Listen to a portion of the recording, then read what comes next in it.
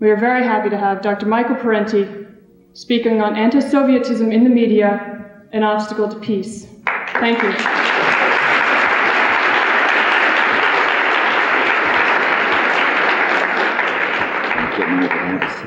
Thank you.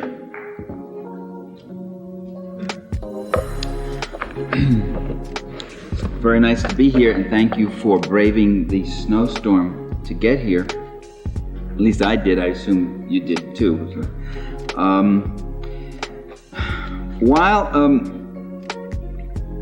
While American anti-communist and anti-Soviet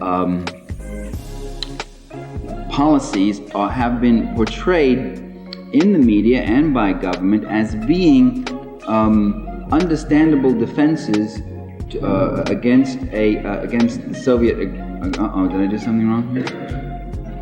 Just want to get this. Move it back a little bit. Just move it back. That's it.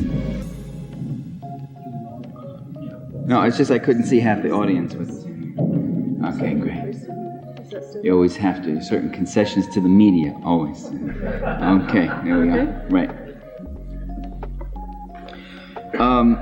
As a threat to Soviet aggrandizement, that is, that they were defensive responses to something called the Cold War, and that Cold War started in 1946 or so when Russia proved itself to be an expansionist and menacing power. That's the standard scenario. In response to that aggrandizement and that menacing, we alerted ourselves to the Soviet menace, and we educated the American public to that menace. And we reacted to it with the NATO shield, with the armaments, with interventions in various countries, the Truman Doctrine and all that stuff. Now, very recently, the American Historical Association published a set of documents that were rather intriguing, which they got out of the State Department under the Freedom of Information Act, which shows that people in the State Department never believed that the Soviets had any intention or any interest or any capability of invading Western Europe in the late 1940s or in the 50s or 60s or today, for that matter. But nevertheless, and it's a kind of mind-blowing thing for that generation of us who were raised in that post-war era and heard constantly about the Soviet menace in Europe and were treated to visions of Soviet troops marching under the Arc de Triomphe and all that sort of thing. And told that what we needed above anything else was a NATO shield. What I want to point out tonight is that anti-Sovietism began well long before what was called the Cold War and long before the Soviet Union became the kind of power it is today. It really goes back to a time before there ever was the Soviet Union. All through the 19th century, you will find that the press, joined by the pulpit, the politicians, the police, the professors, and the plutocracy, all of them propagated this picture that American life was facing a certain danger, and that was the danger of syndicalism, socialism, radicalism, anarchism, communism, all of which tended to get lumped together as one great danger to the American way of life. Any proposed departure from the capitalist social order was characterized as a departure from all order itself and a plunge into anarchy. Thus, as early as 1880, Roscoe Conkling could hail President Ulysses Grant. Roscoe Conkling was the boss who made Ulysses Grant, but anyway, he could hail him then as, quote, an eternal foe of communism, lawlessness, and disorder, lumping communism with disorder and lawlessness. So that any move toward another social order, an alternative social order, is really characterized, or rather the end of the capitalist social order, as I said, is characterized as the end of all social order. Capitalism was equated with true Americanism, while socialism was depicted as a kind of an alien virus that affected the American body politic. In fact, by the way, in the late 19th century, probably some of the most powerful socialist movements, most active movements in the world were going on in the U.S., certainly some of the most militant worker struggles were going on. Enough so to catch Marx's attention. Marx wrote to Engels. He said, "What's with the American workers? It's rather unusual, rather massive strikes." Well, then came a most remarkable and most significant historical event, which changed the course of world history. And that was the Russian Revolution of 1917. The specter that had haunted Europe, the specter of communism, was now being realized, was being embodied. Here was not just a workers' rebellion. There had been many workers' rebellions and many workers' revolutions. Here was one that succeeded and took over a rather large country. And there's a remarkable correspondence that took place between Secretary of State Lansing and President Woodrow Wilson, in which Lansing wrote that the Bolsheviks are wanting in political virtue. They would preach to the common man that one could reach an elevated height by dint of political means rather than by hard work. This would be a most unfortunate, I'm paraphrasing from memory, this would be a most unfortunate example to the common man in our country and other countries. They were very much aware that this revolution that had taken place had torn the fabric of bourgeois history. There was now a different kind of social force actually taking over and commanding state power. By the way, is this being videotaped? Did you say it was? I was wondering why the cameras... I couldn't see a camera, but I see the lights blinding me. If I'm going to suffer the lights, there better be a tape. But otherwise, shut the lights. Oh, okay. Well, there is video being made. You got all that on tape. What can you do?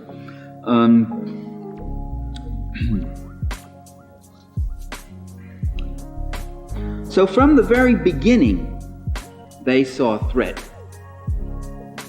It wasn't Stalin's divisions. It wasn't Khrushchev's missiles. Long before that, when it was a country which itself was then invaded by 14 Western capitalist countries, including the United States, to overthrow this newly instituted Soviet government, from the very beginning, the Western leaders understood that this was a threat. Not a threat to democracy, because half of them didn't have any democracies themselves, and they felt perfectly at home instituting brutal colonial rules throughout Africa, Asia, and Latin America with no concern for democracy.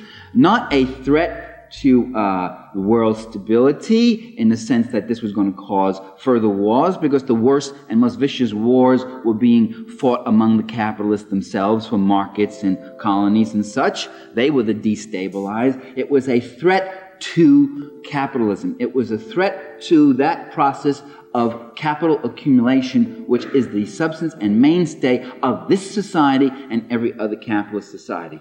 It was presenting an alternative social order, one which used the land, the labor, the technology, and the capital of that society, not for the private capital accumulation process, but for social needs in a planned manner, which, with all its imperfections and problems, was decidedly and still is a different kind of way of organizing your political economy.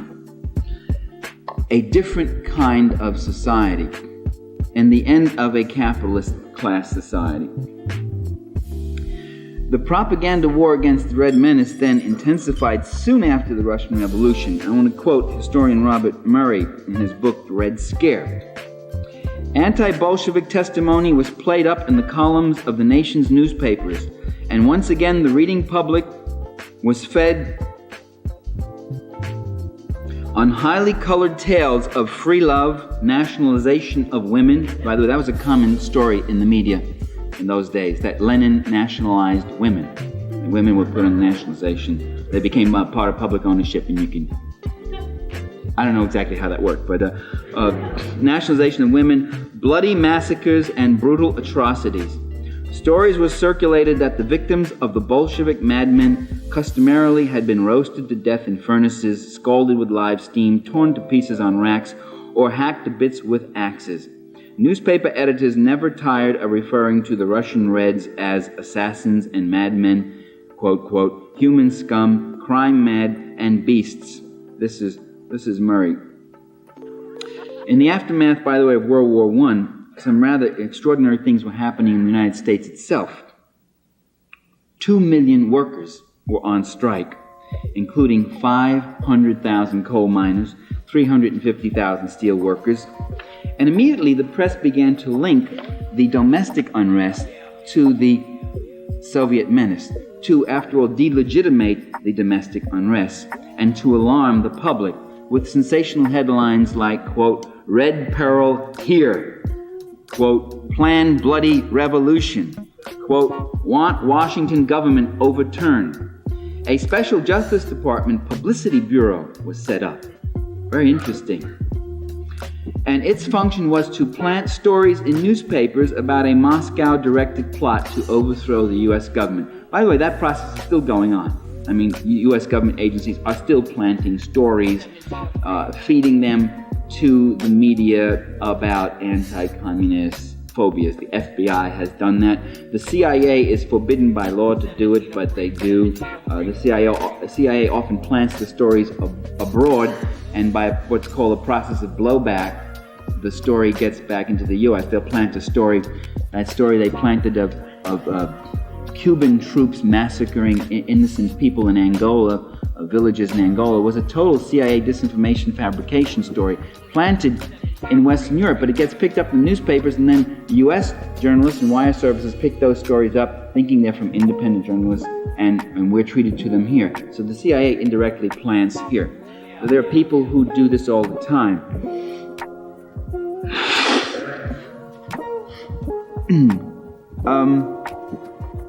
There also occurred at that time a Justice Department action. Raids. The Justice Department, assisted by state and local police, hit concurrently 20 cities, hundreds of raids, arresting thousands of leftists, including many trade union militants. The key organization working at that time was a group called the Special Bureau of Investigation under a young Georgetown lawyer. In 1919, this was named J. Edgar Hoover. It was later changed to the Federal Bureau of Investigation. But as early as 1919, Hoover was doing this sort of thing. He had quite a long career. To these raids, in which hundreds of people were deported without any due process, thousands were thrown in jail without any due process, the New York Times hailed the Palmer raids. This headline: Reds plotted countrywide strike, arrests exceed 5,000. The Philadelphia Public Ledger greeted the Boston police strike, which occurred soon after that. Bolshevism in the United States is no longer a specter, meaning it was a reality. And the Wall Street Journal headline screamed, Lenin and Trotsky are on their way. Now, there was a nightmare.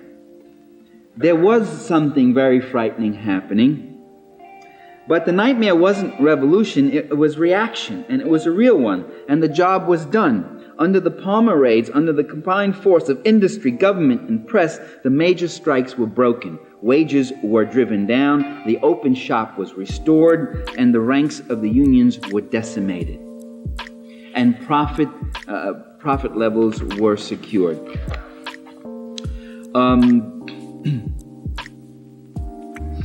The government industry press campaign against the Red Menace continued all through the 1920s into the 1930s and intensified in about 1936, 37, 38. Again, as the struggles of the CIO and industrial workers intensified, so then did the red baiting hysteria about Moscow-directed plots, about Reds infiltrating our institutions and our life, and that sort of thing. At the same time, by the way, this contrasted very sharply the media's treatment of the Bolshevik menace at home and abroad, contrasted very sharply with their treatment of Mussolini and Hitler, both of whom were treated rather positively. Mussolini in the 20s absolutely gushingly.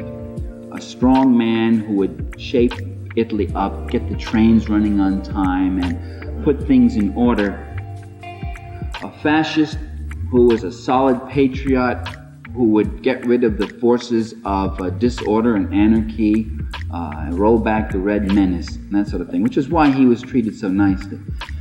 Hitler was a man who had ideas full of a lot of bluster and shouting, but really not as mean as he sounded. His anti-Semitism was mostly for display. There was a whole give Adolf a chance school that arose in American journalism at that time. Give Adolf a chance, he'll do okay. What Hitler and Mussolini did when they came into power, and by the way, I document that more fully in my book, Inventing Reality. I have about a page on that. I don't want to go into it now. What they did when they came into power, one of the untouched subjects in modern American scholarship on fascism, the obsession today is who supported Hitler, who gave the support, who was behind them, and what never seems to be dealt with, the key question, is what did they do when they came into power? What interests did they support? And what they both did, what both Hitler and Mussolini did when they came into power was abolish all independent trade unions, smash all opposition newspapers, throw political opponents into jail, round up and murder large numbers of them, cut wages by 1/3 to 1/2, increase investments in military spending dramatically, increase cartel profits, cut inheritance taxes for the rich, cut taxes for the rich. In Italy, child labor was reintroduced, and roll back a number of other protections and democratic gains which labor had won, such as Social Security insurance, occupational safety laws, and abuses which the Italians had thought they had eliminated over a generation before returned to the work site. So fascism was a very regressive and costly thing for the working class, and was not supported by that working class. The business-owned press, therefore, not surprisingly, while denouncing the Soviet Union as a menace to civilization and all that was right, manifested an open admiration for fascist Italy and a kind of cool and rather warm tolerance for giving Adolf a chance in Nazi Germany. After a while, as both of these countries showed themselves to be aggressors against Western capitalist interests, after a while, then opinions began to get a little more negative in the press toward them. After Mussolini's invasion of Ethiopia and Hitler's threats directed toward the West. But to the very end, don't forget, Western diplomats were never unkind to Hitler, even after they got into a war with him. There was what was called the Droll War, or the Sitzkrieg, instead of the Blitzkrieg I was called. That is the Sitz struggle, no fighting. There was very little fighting, because what they still expected and what they still wanted was for Hitler to move east and to attack the Soviet Union, which indeed he did, and which indeed became the major focus of World War II. 7 out of every 10 German soldiers who were killed in World War II were killed fighting on the Eastern Front.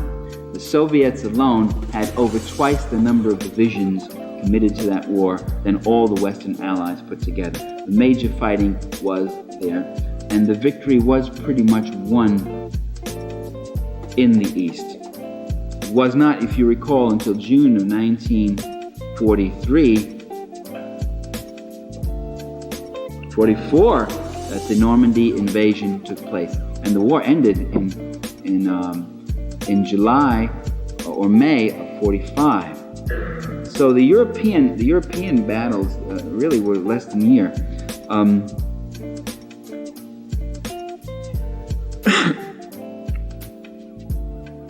The anti-Sovietism then that we saw in the press continued throughout the 1950s and 60s, very strong in the late 40s, by the way, when the Cold War, again, very much like in 1919, 1920, when the Cold War was heated up in 1947-48, you also had a full-scale attack on the CIO and a red baiting attack of the CIO, and Taft-Hartley was passed, And the stipulation of Taft-Hartley was that Reds in the unions had to be purged. And the CIO, to demonstrate its anti-communist credentials, purged some 4 million of its own membership. Unions which amounted to a membership of about 4 million, kicked them out of its own unions, and turned to the bosses and said, see, we've done that. We're now free of the communist-dominated unions. And in fact, there were unions that had communist leadership. You have to say communist dominated. The impression is some kind of coercion. What was meant was that communists worked and organized and fought very hard in those unions and brought unionization to workshops in very tough situations and bettered the work conditions of workers in those unions. Those unions were kicked out because the people in the CIA thought that the reason the bosses didn't like them was because they were communists in the unions. And once they got rid of the communists, then we would all be friends. And once they got rid of the communists, then the bosses really stuck it to them with Taft-Hartley and began busting their shops. Because it wasn't that they were communists that was offensive, it's that they were unions. And those unions were cutting into their profits. Those unions were taking a larger portion of the wealth that the worker created and giving it back to the worker. And that means less for the guys at top, less for the Mellons, the Morgans, the DuPonts, and the Rockefellers.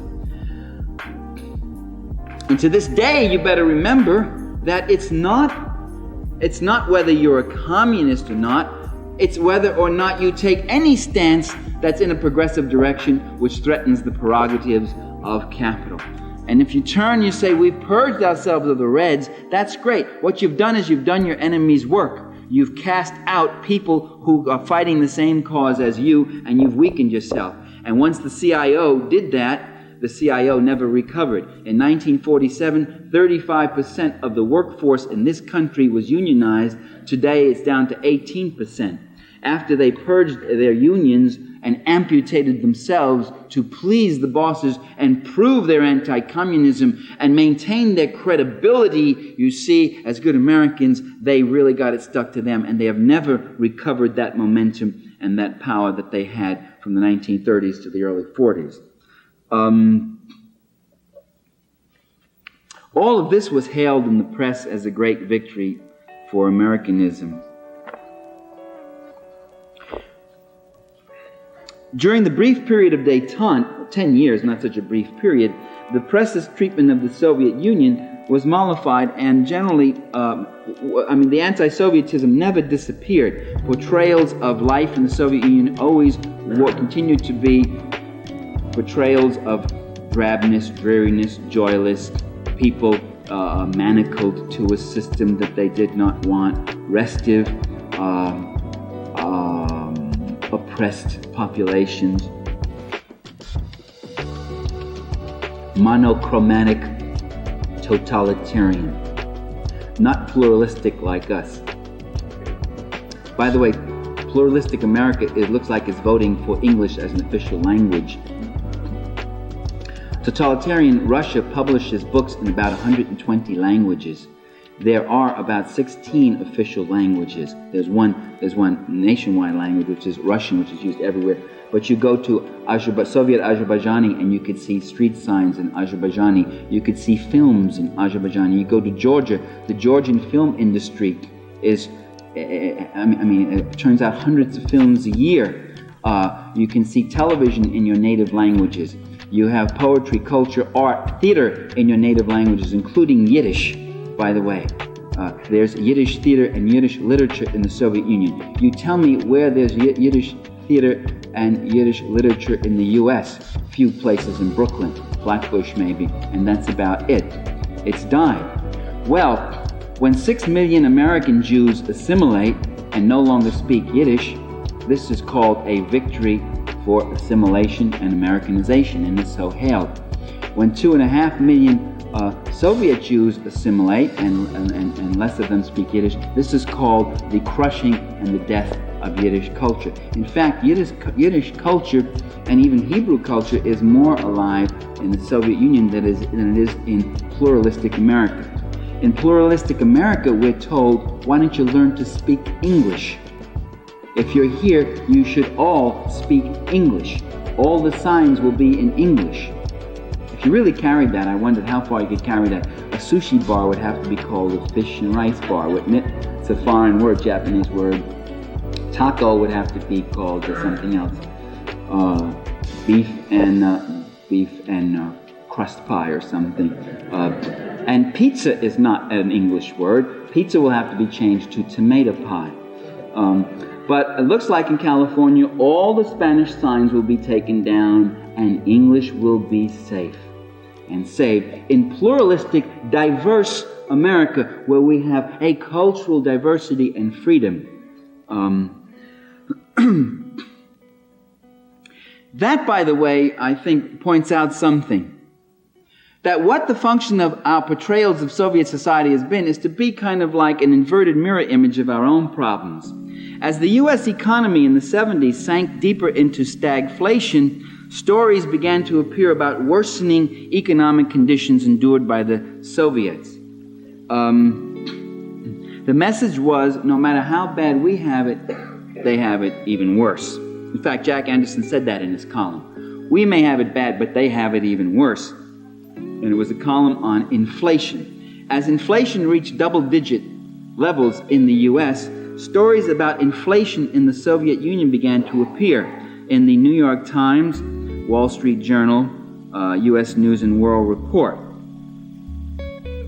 A closer reading of these inflation stories, which the average reader doesn't give, but if you're writing a book on the media, you give them a closer reading, as I did, revealed to me that, and you'd have to get down to paragraph 13 or 14, that basic necessities in the Soviet Union, such as food, rent, transportation, medical care, and education, were strictly price-controlled and subsidized by the state and had not at all been subject to any kind of inflation. What was the inflation? Generally, it was on luxury articles like automobiles, caviar, vodka, expensive clothes, and things of that sort. In September 81, the New York Daily News ran a story, headline, "Soviet Prices Soaring." That was the headline, with a subheading that read, "Gas, booze, cost comrades a pretty kopeck." Love that. Hey, I love that kind of journalism. That's what you call your upbeat. Only in the last two paragraphs of that report did we discover that prices were actually lowered or held steady on most essentials, including food. The price of bread in the Soviet Union has not changed since 1928. The price of riding on the subway in the Soviet Union in Moscow is still 7 cents or 5 kopecks. And it's quite a ride if you ever go to the USSR. I took it, except I was too terrorized I couldn't read the signs.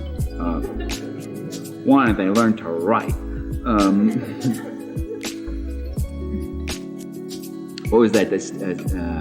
Steve Martin said on his trip to Paris, he said, "We go all the way to Paris. You'd think they'd have the decency to speak English to us." But we still hear, by the way, stories about the troubled Soviet economy.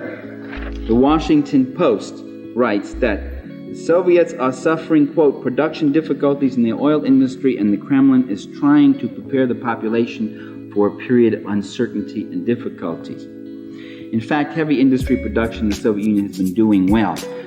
Production growth is no longer going 11, 12%. It's down to more like 4 or 5%. But you see, there's another remarkable thing. Last year, that economic recovery we had in this country was a remarkable economic recovery, because I picked up the New York Times financial page and it said 1% growth.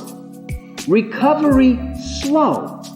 I said, I'll say slow. 1% growth is recession. 1% growth is a slow, and it said, but steady and hopeful recovery. So when the U.S. economy has a 1% growth, that's a slow but steady recovery. When the Soviet economy drops from 9 and 10% down to 4%, this is called a crash and a failure of the economy.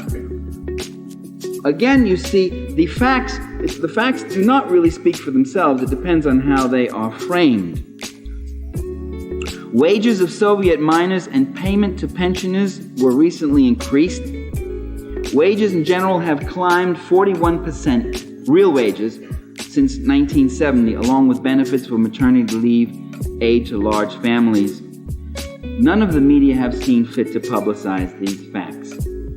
Likewise, none of the news media has publicized the fact that every Soviet citizen is guaranteed a right to a job, and there's no unemployment to speak of, that every Soviet citizen has the right to change his or her job, that Soviet men can retire at the age of 60, and Soviet women at the age of 55. In fact, they do retire, they're required to retire. You then receive a pension, and you are then allowed to get another job if you so want. You don't have to. That you talk to the average Soviet citizen, unlike the average American citizen, and including people in fairly affluent incomes, they're not sitting there in fear of, will I be able to maintain myself in my old age? If you want to know what's on the mind of many Americans, not just blue-collar workers, I'm talking about friends of mine, a woman I know is in realty who makes $70,000 a year, a friend of mine who's a shrink who makes $100,000 a year. You know what's on their mind? What's going to happen to me when I retire? What's going to happen to me when this income ends? Will I be able to maintain my standard of living? Will I still be able to go out to a restaurant and have a vacation now and then? Will I end up in that furnished room with the naked electric bulb over me? It's an image that haunts people as they get up there in years. As they said, middle age is when thoughts of passion turn to thoughts of pension. Well, in socialist societies, I talked to my friend Otto Jorg from the German Democratic Republic, GDR, and I said, do people in your country and do you fear a retirement the way people here do? You worry about will you be able to maintain yourself? He said, no, not at all. He's by the way, head of the GDR News Bureau in Washington and covers news and works awfully hard. He said, I'm looking forward to retirement. He said, quite the opposite. You envy them. You walk by and you see people sitting around and they're smiling and laughing, and they've retired, and you've got to go off to work. You envy them, and there isn't that kind of one of the essence of capitalist society is insecurity. The essence of capitalist society is that you must keep going after that wage. If you don't keep going after that wage, then there's no exploitation of the wage earner. And so one is never really secure here unless one has very substantial wealth. And even then you worry that there may be revolutions that will come and take that wealth away from you. No joke, the governor of New York State some years ago sent in the state troopers in Attica, you remember? And the state troopers went in there and massacred. It was called the biggest massacre of Americans by Americans since Wounded Knee, 1890. And they went in there, and when they turned to Governor Nelson Rockefeller, and they said, why did you do it that way? Why did you send those troopers in with blazing guns killing these guys? The prisoners had rebelled and they taken hostages. But the prisoners had a few skivs and a few clubs, and that was it. They weren't really armed. The guys went in there killing. They even killed some of their own guards, 7 or 8 of their own guards, because they went shooting so wild. And Rockefeller's answer was, they were revolutionaries. They were preaching a doctrine of revolution, and who knows where that could lead? The governor of New York. And who has more to fear from a revolution than a Rockefeller? So it's a very real thing even for the most wealthy, the specter of revolution. The American public was not told that every Soviet citizen has a right to free education to the highest level of her or his ability, that they have free medical care, which is something U.S. citizens do not have. There's still about an estimated 40 million Americans who have no medical coverage of any kind, and millions of others who think they have comprehensive coverage, who, when hit with a serious illness, find that they go bankrupt anyway. These are tough things to hear. I mean, this flies right in the face of everything that we have been taught.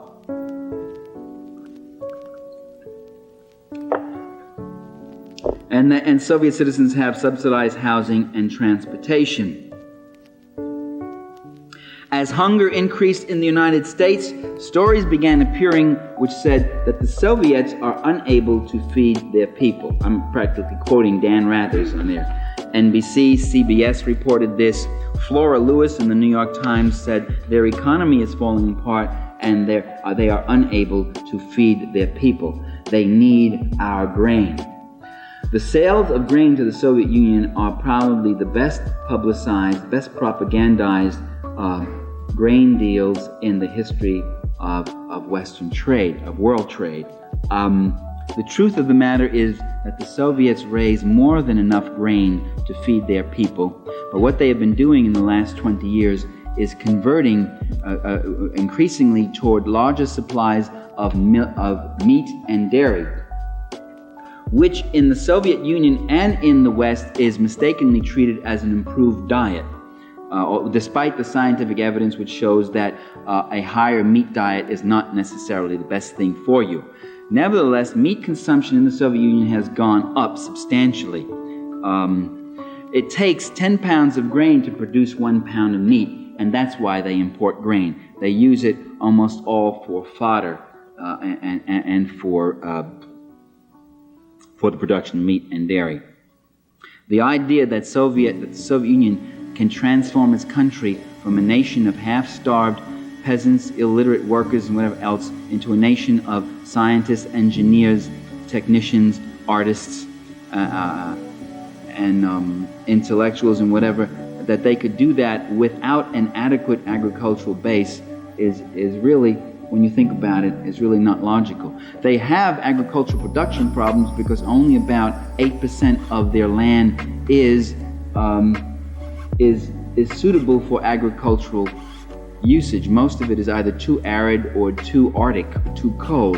And so they got shortchanged while they're very richly endowed on other resources, minerals and oil and all that stuff, and timber, and probably more than any other country in that sense. They are poorly endowed in agriculture. The most richly endowed country in the world in agriculture is the United States. There is no place on the globe where you get this stretch of temperate land, going from Appalachia clear across to the Rockies, and then on the other side of the Rockies, all that western coast, a huge continent of agricultural land to be able to produce. There's no place in Brazil, which is jungle, there's no place in Africa, there's no place in Europe that has that stretch of real estate that can produce crops with the richness and abundance that our country does. Although that richness and abundance is being depleted by mass agricultural methods which are destroying the soil and losing topsoil and all that sort of thing. That abundance may be in for a crash eventually, but at this point I'm just making comparisons there why we might have a wheat surplus and why they may import wheat for meat.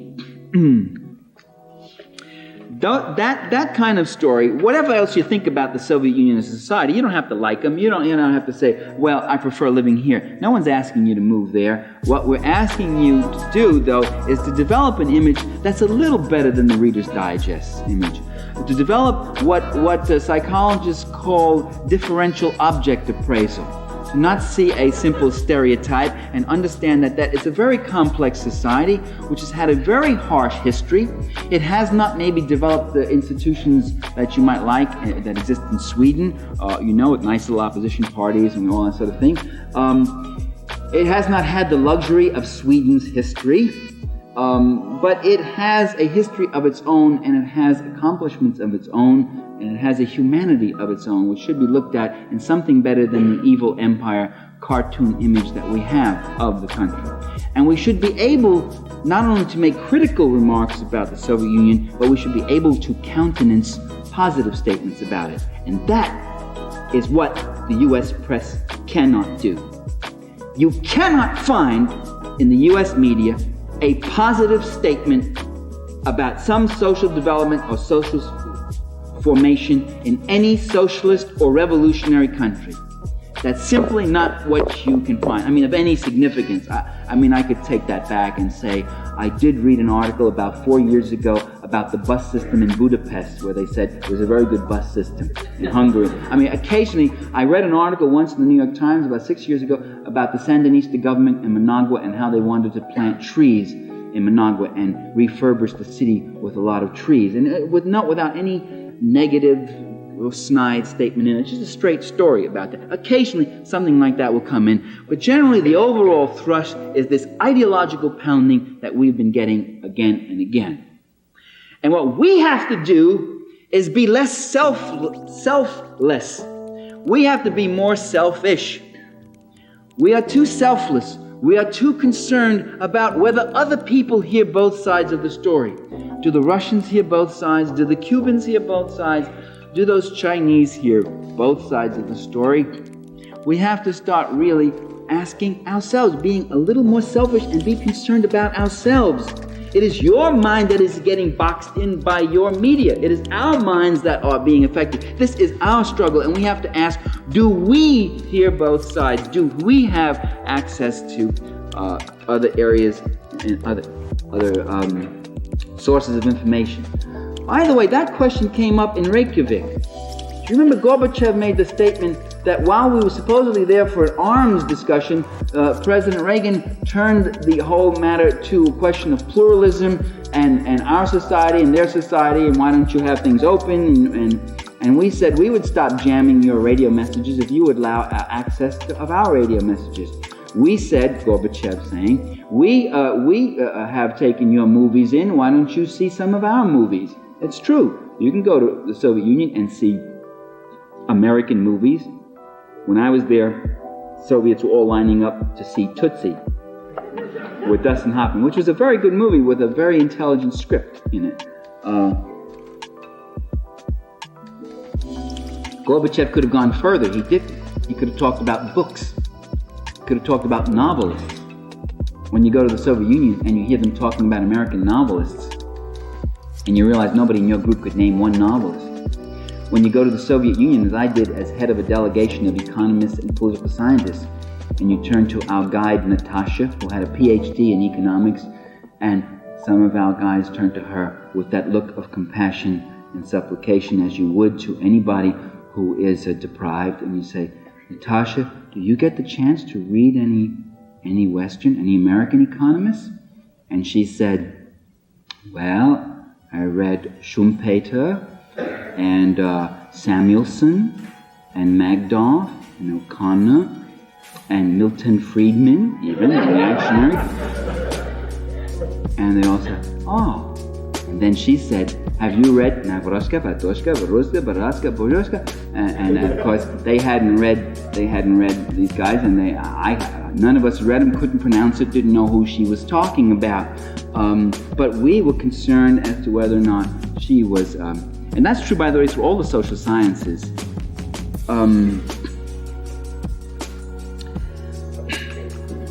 What I would like to do then is explain something about this anti-Sovietism. I believe it persists because it's very functional. It fulfills certain very real functions in the existing class society. For all its pretensions at neutrality and objectivity, the truth of the matter is that the press doesn't operate in a social vacuum. It's not only closely sympathetic to the corporate class and the ruling elites, it is part of that class. I mean, the major media in this country are themselves part of corporate America and corporations. They're owned by the same wealthy interests that control the rest of the corporate world, that invest in the third world, that were threatened by the Russian Revolution of 1917 and by every other revolution from Nicaragua to the Philippines to Attica. And so they generally present a ruling class perspective. They are for multinational corporations. They treat multinational corporate investment in the third world as a good thing. That's something that will supposedly uplift these people, not take their land away and use it for cash crop export, not exploit their labor and pay them 20 cents an hour. No, not that, but something that's essentially good for those countries. They are for capital and against labor. They are for capitalism and against socialism. They are for the status quo and against revolutionary change or any reformist or fundamental change of any kind. And this class bias frames much of what they do and how they see things. And it operates as a relentless propaganda theme, but also not just as an explicit propaganda theme, but as an implicit assumption and a conceptual framework. Keeping that in mind, I'll offer the following conclusions. One, the Red Menace theme that is so assiduously propagated by the ruling elites in this country is neither a foolish fantasy nor a product of mass hysteria. Those quotes about Lenin and Trotsky are on their way.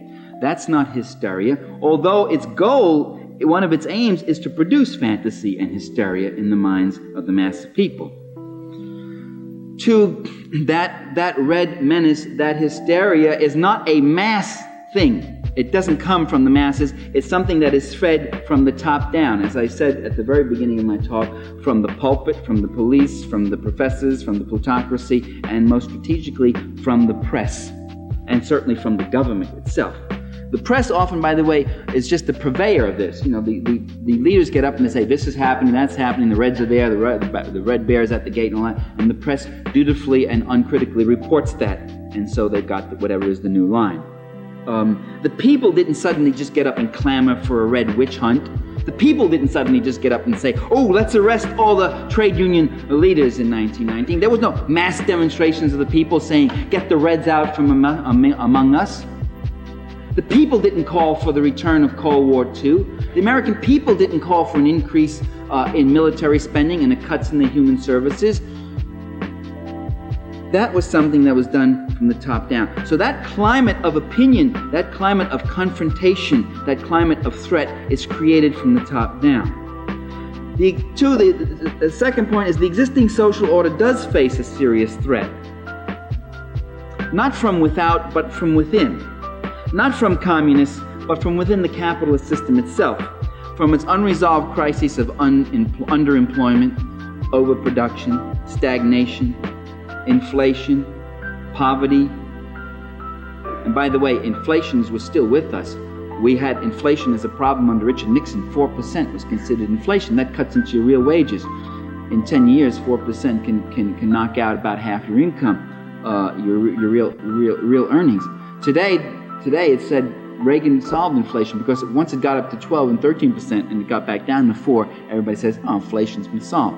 Unemployment used to be a problem when it reached 4, and when anything over 3 or 4%, we started saying we had an unemployment problem. Today, once unemployment got up to 12% and is now down to 7, it's being treated as, okay, 7% is an acceptable thing. And that's the official count on unemployment. And the official count means that if you work a couple of hours in 1 week, you're counted as unemployed. If you work 1 day of that week, you're counted as employed. So there's a tremendous unemployment. There's a tremendous problem. They've got problems they can't solve. They've got an economic crisis. And they face demonstrations, opposition. They face problems of legitimation. They face these things, massive strikes, much more massive than you think. Right now, how many people know that there are 22,000 steel workers out? Not on a strike, actually. They're locked out, but the press always calls it a strike. Even when management locks out workers because they don't want a contract, don't want to negotiate, won't give them a contract, it's still called a strike, generally. Now, this red menace that's propagated by the military, industrial, governmental, and media complex, that's what I call it, serves the function of telling people that it's worse anywhere else. One of the first things you will hear is, where is it any better? The Soviets have it worse. If you go around and lecture, I'm dealing with the subject right now, but generally I might talk about Reaganomics. Talk about any subject. Almost the first question you get is, talk about the Russians. What about them? It's worse there. It's worse there. So why criticize here? And you could say, maybe it is worse there. And by the way, I don't think that the evidence indicates that in terms of economic conditions. Maybe it is worse there. What the hell's that got to do with you here? I mean, if you had abuses and problems here at University of Massachusetts, would someone get up and say, it's worse at the University of New Hampshire? Which it probably is. But what are you supposed to say to that? You're supposed to go, oh, that's okay then. Oh, then let them double my tuition because they're tripling it in New Hampshire. Oh, that's all right. Oh, then we shouldn't complain. Oh, it's worse there. But that's the first, I tell you, man, you can go anywhere in the country now. That's the first question that'll come up. Where do you think it's any better?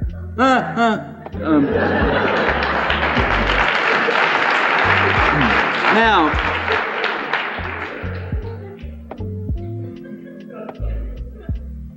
I think it's better in Cuba, where I injured my leg, a very serious injury, my Achilles tendon, and I went to a hospital, and I got an operation, and nobody gave me that examination you get in the U.S., the first examination you get when you go into an emergency clinic, and you can be bleeding from 3 places, the examination of your wallet. to see if you got medical coverage, and if you don't, you're sent to another hospital. You're dumped on the public hospital, which may be across town while you're still bleeding. It was better in Cuba where I got that operation, and I didn't have to pay a penny, and I came back here with a cast, and I tried to get an orthopedic doctor, and I couldn't, and I could pay. I said, I'll pay. You don't understand, I'll pay. And they said, oh, we know you'll pay. We don't take any other kind of patient. But they were all booked, and I finally got some guy who just come out of medical school, and I hobbled into his office, and he looked at the cast and said, leave it on another week. That's $50. I can tell you that $50. I never resented paying $50 so much. It was better in Cuba. In a poor country, I got good medical care. In a rich country, I'm treated like a beggar and a pariah. It was better in Cuba, where I didn't see any kids with swollen bellies and hungry and begging. I didn't see any people begging. It was better in Cuba than it was in Washington, D.C., where I live, and I walk down the street and I see people in total misery and disorientation standing there begging for food, begging for money, sleeping in hallways. I see that in the richest country in the world. That's where it was better. And when you talk about freedom, that's freedom. And when you talk about oppression, that's oppression. Sleeping in a doorway is oppression. You want to know what oppression is? Then sleep in the doorways of the land of the free and the home of the brave, and you'll know what oppression is. You want to know what oppression is? Then think about the guys who sit there wondering if they're going to blow their brains out because they can't pay the mortgage on their house and they can't feed their kids and they see the whole thing falling apart. That's where it's better. And those are real things, and that's part of freedom. Now the military, no, you don't have to. The Red Menace, that's propaganda, though, tries to direct popular discontent. Don't think you got it bad because it's worse over there, you see. And also there's a menace out there. And don't make too much waves here. We are in very serious times. What does Reagan do in his 6 years? What has he been doing? He has been distracting people from the real issues of their lives. He has refused to talk about human services, about underemployment, about the crises of the cities, except occasionally to make a little quip, like the other night where he talked about some guy who was living in a $36,000 rental in a welfare hotel. And saying, that sounds pretty good to me, not pointing out that the price was a ripoff on the government, which he should have been looking at, and the guy was living in a cramped, crowded, dirty little room in that hotel because no one else would take him anywhere else. And for all those years, what has he been doing? He's been telling you about Gaddafi, and terrorism, and the Soviet menace, and the evil empire, and our defenses, and this, and that, and out there, and over there. Rally around the flag, forget the realities of your own life. And this is what the ruling elites have to do. They have to continually, strenuously bring us back to the fantasies of their world, because the people keep floating off into reality.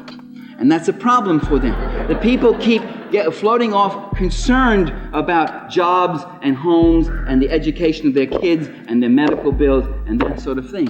And so that's what he's been doing. And that Red Menace is very important for that function. It is very functional. Yesterday it was the Bolsheviks, the anarchists, the subversives, the communists. Today it's the terrorists. It's the KGB infiltrators. You remember that all through 1982 and 83? The peace movement, it's infiltrated by the KGB. Those millions of Americans out there are just mindless puppets. Those millions of Americans who are calling for a bilateral, verifiable nuclear freeze, those millions of Americans who voted in referenda in 9 states and in hundreds and hundreds of townships across the country for a nuclear freeze that was virtually, in its wording, identical. By the way, the Soviets passed a nuclear freeze, another hidden story, another story that the media never told us. And the Supreme Soviet unanimously passed a proposition supporting a nuclear freeze. The Politburo of the Communist Party of the Soviet Union unanimously passed a proposition calling for bilateral verifiable nuclear freeze. A freeze on all weapons, testing and production, and then you can start bringing it down. Verifiable with teams, on-site inspections, all that sort of thing. And when those millions do it here, the President of the United States gets up and he red baits them, and he marginalizes them, and he trivializes them, and he ignores them. Just as Hitler used the Jews. You know, Hitler would turn to a country that was under a real internal threat, and that threat again was the crisis of capitalism in Weimar Germany. A crisis of a runaway inflation, of unemployment, of an economy that wasn't working, of a few giant cartels that was squeezing and strangling that economy. And Hitler turned around and said, you know who's causing your problems? He turned to the workers and the poor, and he said, it's the Jewish bankers. And he turned to the small merchants and he said, you know who's causing your problems? It's the big Jewish department store owners and the Jewish trade unions. And he turned to the farmers and he said, it's the Jewish usurists. And he turned to the veterans and the military and he said, it's the communists and the Jewish communists and the Jewish trade unions, all that sort of thing. The conjuring up of irrelevant enemies to evade that confrontation and challenge that we should be making. The Germans knew they were getting ripped off, but if they moved against the cartels, they would be moving in a genuinely revolutionary direction. And so they chose to move against irrelevant enemies. At least a substantial minority of them did. The specter of socialism haunts the United States not so much as a direct revolutionary threat. And you can't say that socialism is about to come to state power in the U.S. But since 1917 as an example of another social order that is free of unemployment, serious inflation, and serious deprivation. As it becomes, ladies and gentlemen, more evident that capitalism will not and cannot solve the basic life maintenance problems of its people, that capitalism causes greater immiseration among peoples in the third world, that the growth of capital investment in the third world has not led to a development in those worlds, and that's why I never call them the developing countries. I don't know why people use those phrases. They are the maldeveloped countries. That what comes with that investment is greater immiseration for the mass of the people, actually fewer jobs, less access to the land, and more oppression. As that becomes evident, so the media then must tirelessly paint a negative picture of socialist societies.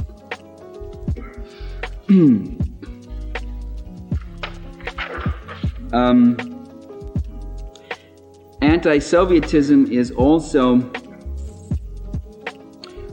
very important to justify the massive escalation in military spending. Since he's been in office, Ronald Reagan has spent $2 trillion on military spending. That's more than all the other presidents put together. Since Ronald Reagan has been in office, he's been the wildest, wild-eyed, craziest, maddest spender in the history of our country. The national debt, which was $900 billion when he came into office, and the largest peacetime debt ever rolled up, I think, was Jimmy Carter's $60 billion one year, maybe $80 billion the other year. Every year he has produced budget deficits.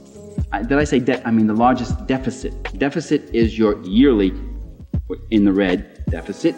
The debt is the accumulation of all those deficits.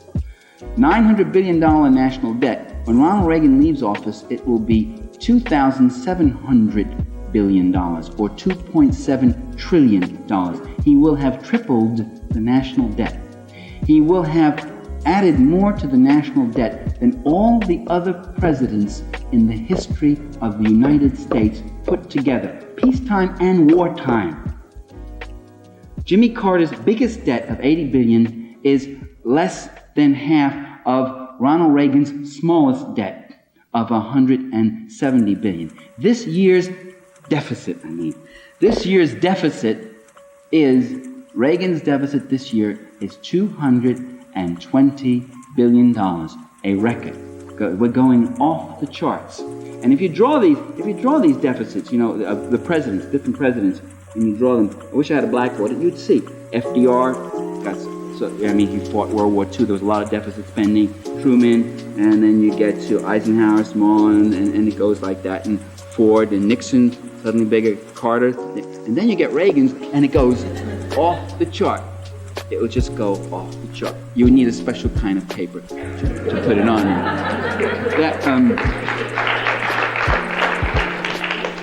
And they call him the Teflon president. He's not the Teflon president. They let him get away with all that because he treats them good.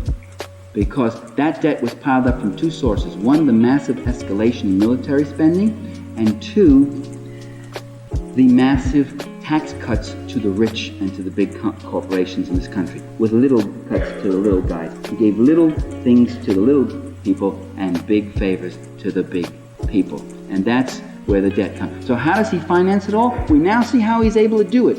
And through all that time, he cut from human services $140 billion he has cut from human services. That $140 billion will keep the Pentagon going for less than 4 months today, what the Pentagon is now spending every year. And that was cut. The hundreds of millions of dollars cut from the Women's, Infants, and Children program, from the supplementary social income program, which was for the most desperate people in our society, the disabled, the aged, the blind, the deaf. The WIC program, Women's, Infant, Children, was for those people, those kids who were starving, who couldn't even qualify for welfare or food stamps or weren't getting anything. It was like emergency aid. And he's cutting that stuff, and he cuts peanuts. And when you look at what he saved a few $100 million, enough to buy a few more tanks. That's what he's gotten out of that. And all that cutting, all that attack on human services doesn't amount to peanuts compared to what you spend on the military. Because human services amount to tens of millions and hundreds of millions, whereas the military is hundreds of billions. And that's the difference.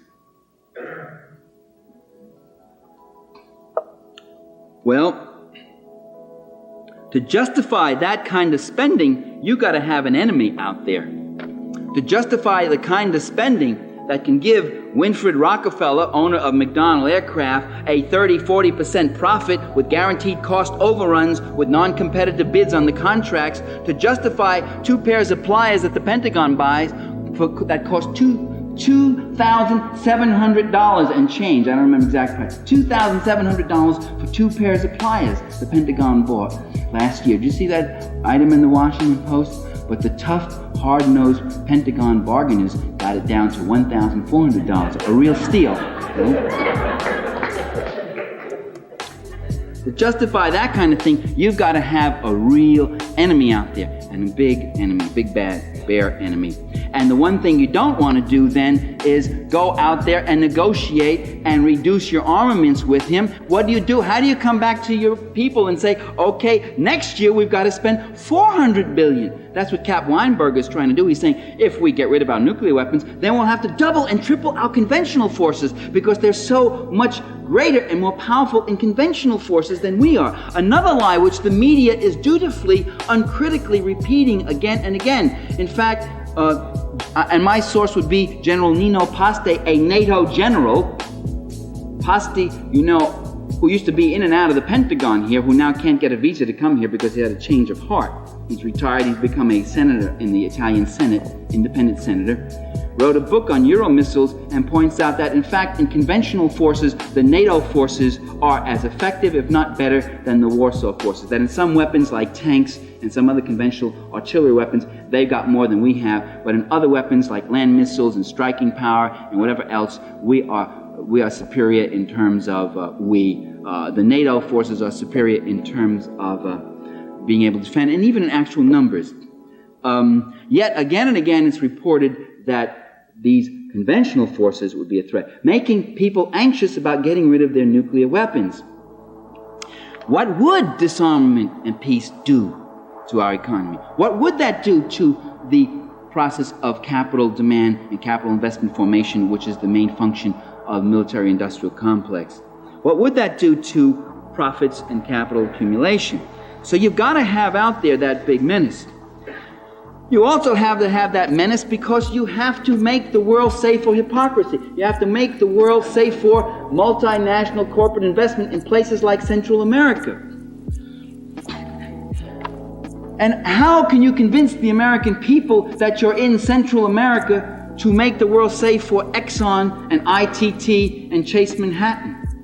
So you say you're there to fight, to defend national security. But how do you convince them that a tiny country like El Salvador or Nicaragua is a threat to our national security? The image of the Sandinista 50,000 person army cutting a swath up through Guatemala, Mexico, through the heartland of the U.S. and coming right here to Amherst and dancing with your sister. The The image strains one's credulity. Walter Lippmann used to talk about that was a real argument during the Vietnam War. We have to fight them. We heard it again and again. We have to fight them in the jungles of Vietnam, or we'll be fighting them on the beaches of California. And Walter Lippmann said, the image of the Vietnamese getting into their little PT boats and coming all the way across the Pacific and invading California was an insult to the U.S. Navy, he said. Which was, I mean, after all, you did have the Sixth Fleet sitting there. Well, you can justify intervention in Nicaragua by saying, or El Salvador, you can say, those guerrillas are the Salvadoran guerrillas are the puppets of the Nicaraguans, who are the puppets of the Cubans, who are the puppets of the Kremlin. Bum, bum, bum. And that's how you get intervention going.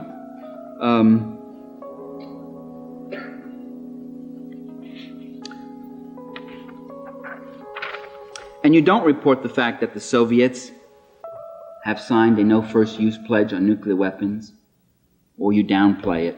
You don't report the fact that the Soviets unilaterally offered to cut their conventional forces, Warsaw forces, mutual cuts with Warsaw and NATO forces with the eventual elimination of both military pacts. That's an offer they put on the table a number of times, which has just not been considered taken seriously.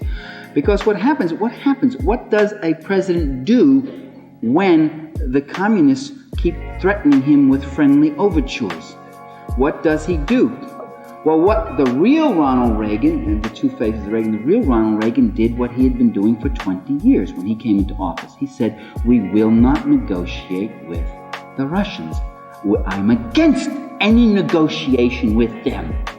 You don't negotiate with those people, because there's no trickery and manipulation and danger, and what you do with the devil is you just strengthen your defenses, because that's the only thing you understand. That was the real Ronald Reagan, and that blew up in his face, because in 81, 82, and 83 you saw a massive nuclear freeze movement, a massive peace movement emerging, and they got to him and said, Ronnie, we got to try something else. You got to give the appearance that you're interested in peace. So he said, so stage 2 was, we'll negotiate.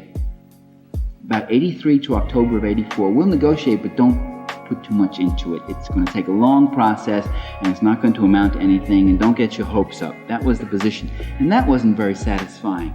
And then in October of 84, very significant date, but what happens in November of 84? In October of 84, Reagan came out and said, I will go to Geneva and search for world peace and try to get an arms agreement and all that sort of thing. I went to Reykjavik, and he comes out pretending he's angry and this and that, showing he sincerely tried to get an arms agreement, knowing full well that the Soviets would never agree to a cut in all their deterrence weapons while he's building Star Wars over their heads, right over their heads.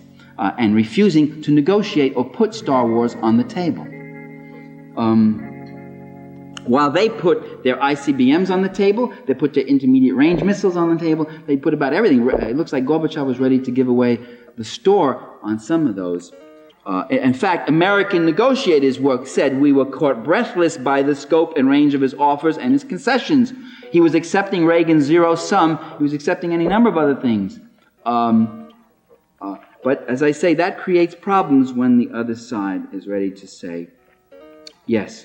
Now, there's an element of hope in all this, and that element of hope is just what I just referred to before. Despite the years and decades of propaganda, despite the fact that the communist is in the popular imagery of our mind, a menace and all that sort of thing, that kind of propaganda doesn't always translate into indoctrination, that people still want peace. People still think that there can be changes. Overwhelming majorities, the American people in all the opinion polls say there can be a negotiated settlement. Overwhelming majorities want a nuclear freeze and think one can be effected. By 4-1, 5-1 majorities, they are against U.S. involvement in Central America. They are for by 60% or so, they are for military cuts, and they have always, every opinion poll since the 50s have always shown them against military cuts, except for that one period during the Iranian hostage period and the Soviet intervention in Afghanistan. Then they suddenly were for increased military spending. But except for that maybe less than a year period, the opinion polls have shown that. So who do our leaders represent? They represent those who benefit so well from the existing arrangements of militarism, interventionism, and Cold War confrontation.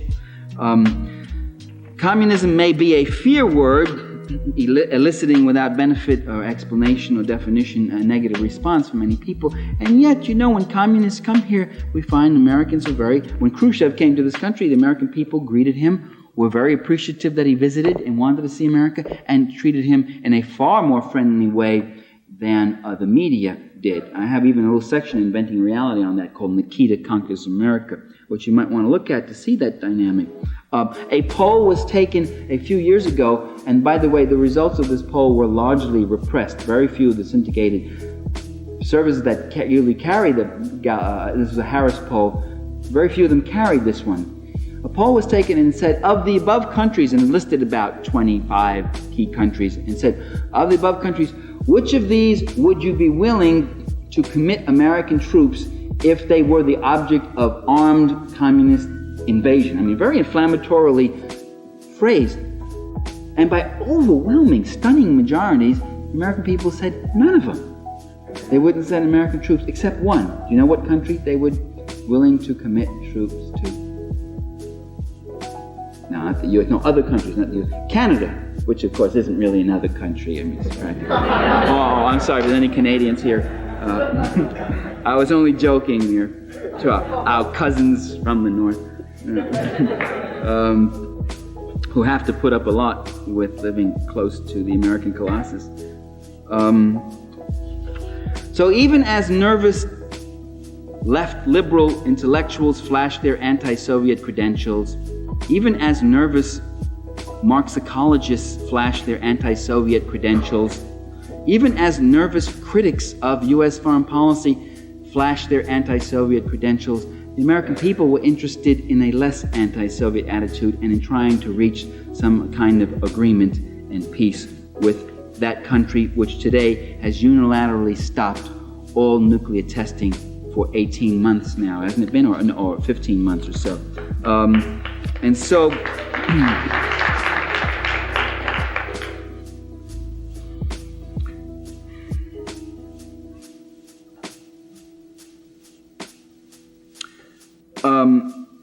what I'm saying is that we may have more power than we think. If you recall, Ronald Reagan has not invaded Nicaragua. I mean, that's an extraordinary thing. If you recall, he was obliged to go to Geneva. That was an extraordinary thing. I said before Reykjavik, I said he has no intentions of reaching any serious arms agreement. But when he goes to Geneva, he's putting the lie to his own propaganda, which is that you can't negotiate with them, that there's really no interest in doing it, that they're demons, that they're an evil empire. When the Soviet leader comes forward and says, let's negotiate, let's try again, let's do that, that diffuses the anti-Soviet hysteria. And you can see it when you talk to audiences, where the year before you were talking, they'd be snarling, what about the Russians, what about the Russians, the Russians, the Russians, the Russians, the Russians? And suddenly it's calmed down. And people are listening and saying, yeah, maybe there is grounds of negotiation. The president himself thinks there's grounds for negotiation and an agreement, and maybe they ain't so menacing and bad. He had to pay that political price, even though he never got the substantive agreement. So they have to make concessions. Why did he do that? He did that to try to defuse the peace forces in this country. But in trying to defuse them, he had to make concessions to them, which means that they have a certain strength. And he hasn't invaded Nicaragua even though he wants to and is dying to. And the U.S. has invaded Nicaragua 11 times since 1888. And when Calvin Coolidge went in there in 1928 and killed Sandino and murdered people and whatever else, Coleman McCarthy had a column on that. He interviewed a 78-year-old U.S. Marine who talked about what he did then, how they emasculated men and cut their genitals off, how they tortured prisoners, how he himself shot a couple of people standing in line for this phony election in 1928, and how he had nightmares after it. He was a young kid, he was 18 years old, whatever, at the time. And today you have a president who has a firepower that's 1,000 times more powerful than anything Calvin Coolidge had, in mobility, a striking force that's 1,000 times more deadly, and who's 1,000 times crazier and drooling to attack Nicaragua, and yet he doesn't. And why doesn't he? Because it would be too costly. because it would cost thousands of American lives. And he's unsure about what world opinion and what U.S. opinion would do, and what members of his own party would say. Hey, we got to run for re-election. Don't do that, will you? That's too costly. Too costly? Not too costly for him. He would sacrifice 10,000 of you any day if he could knock off Nicaragua and call it a victory. He had 261 Marines blown away on one morning in Lebanon, and all he wanted to do was jump back in there and keep fighting. That wasn't too costly to him. What's 261? He can get more where that came from. It was politically too costly. It was people in his own party saying, get the hell out of Lebanon, will you? We got an election coming up. What are you doing? Get out of there. It's a no-win situation. We're going to get ourselves into something bad. It's too politically costly. It's causing even the media to raise an arch eye and say, is this policy really the thing that is most effective right now for U.S. interests in that part of the world?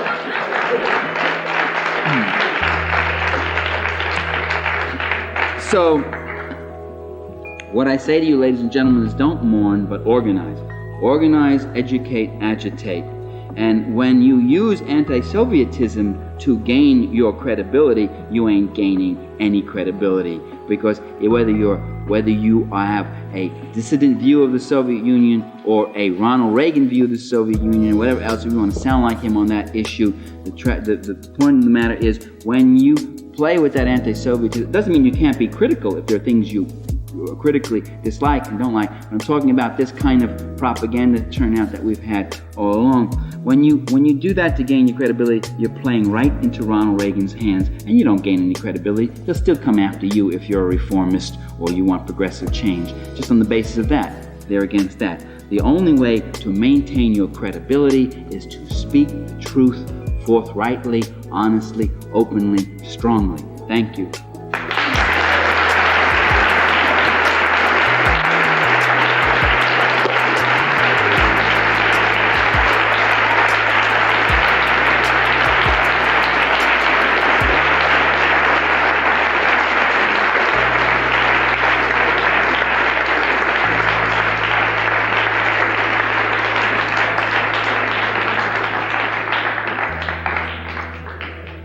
Okay, next we're going to have a question and answer session. There's a microphone right there in the middle. You can see there's a line already forming. After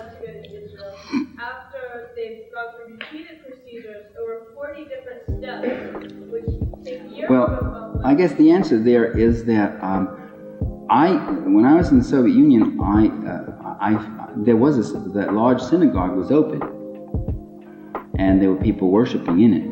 It wasn't closed down. There's a rabbinical school in Moscow which trains rabbis. I mean, I didn't see the school. I saw photos of it, and I saw the names of the head rabbis. It was all in Soviet life. Louis Moroz has written books about this. I think there has been harassment of people who want to go to Israel because of the threat that people who leave the country is a loss of resource for them. They don't want to see happen to them what's happened in a lot of countries, which is a very serious problem. It's called brain drain. And once you allow people to leave, by the way, under the guise of religious freedom, most of the Soviet Jews who come here are not religious. I would really have to take serious exception with you.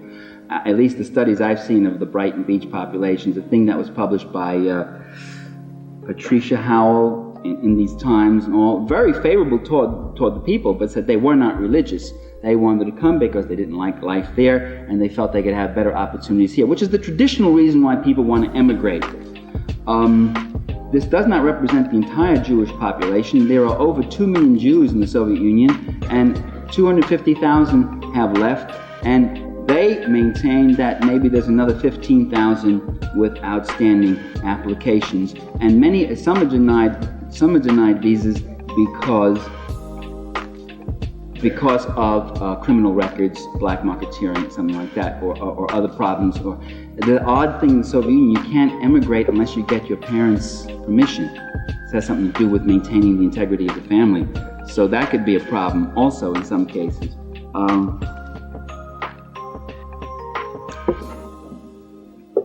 Jews who are less than 2% of the Soviet population really occupy upwards of 20% of the elite positions in the party, in the government, in the sciences, more like 30 or 40% in physics and in mathematics. With tremendous accomplishments. So you can't really say that they are suffering under in the military. There are about 40 Jewish generals, one of whom was just denied a visa to visit the U.S., wasn't it, last year? He's a Russian Jew. Jews do not have to have stamped on their passport Jew. You choose your nationality. You just have a nationality. It's when you go into the army, or when you reach a certain age, you go into school or university, you pick your nationality, and you can pick any nationality you want. And I talked to a guy when I was there. He was Jewish, his wife was Russian, and his 2 kids were growing up. He said he hoped his kids picked to be Jewish. They could pick being Russian or Jewish. They could pick to be Georgian or Azerbaijani if they want. It wouldn't make much sense because, they didn't speak Georgian or Azerbaijani. But let's say if they moved to the Ukraine, the kids could have chosen to pick neither Jew nor Russian, and they could have on their nationality Ukrainian if they wanted to. So I do not believe, contrary to what I've been hearing, and I was very surprised to hear this recently, that there is this kind of all-permeating oppression of Jews. There's anti-Semitism in the Soviet Union as a popular attitude. You can find it in Ukraine and Belarus. A friend of mine who was there ran into it with a Soviet taxi driver, and then he ran into it with a party member. Dan Totis, who teaches at Johns Hopkins, and said to the guy, "Hey, I'm Jewish." And the guy said, "Oh, look, I'm sorry. Oh, I don't know." Got very nervous because he could be kicked out of the party for uttering an anti-Semitic remark. So there are anti-Semitic strains and attitudes. There's no denying that. And there may be real incidents also. And there may be at times problems. But I don't see it as an anti-Semitic society the way Nazi Germany was. And to equate it that way, when Jews are in prominent positions all through the society, in the arts, in the sciences, in government, in the military, and everywhere, is really a very jaundiced and one-sided view. But they're not going to let certain Jews out. They're not going to let people out who are nuclear physicists. They just ain't going to let those people out. The other view is that there's not 17,000 more Jews who want to leave, that there's more like 300,000. That's the claim that's being made now by Jewish groups who send letters and say that we're their relatives. You see, but emigration is like a hemorrhaging. You let this person out, that person wants their family comes, the daughter wants her parents, the parents come, and they want their other kids to join them. I mean, there's a constant hemorrhaging, and so there will always be in any immigration, there's going to be some kind of cutoff point in that way. Next question, please.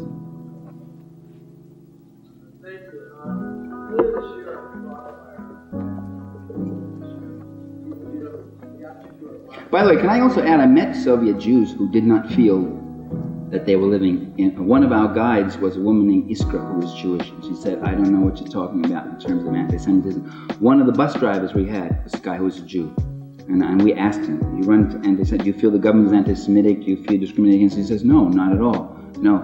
And I said, why do people want to leave? He said, "There's always some people who want to leave, then let them leave, And that was his attitude.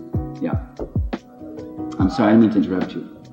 You were on Crossfire with Irvine. Yes, I was on Crossfire with Rita Irvine. Why did you have to remind me? And he asked you if you were a Marxist. You said yes, and no. Are you a Marxist? I said, and this is my answer, I would wear that label proudly if I knew that you understood what I meant by Marxist.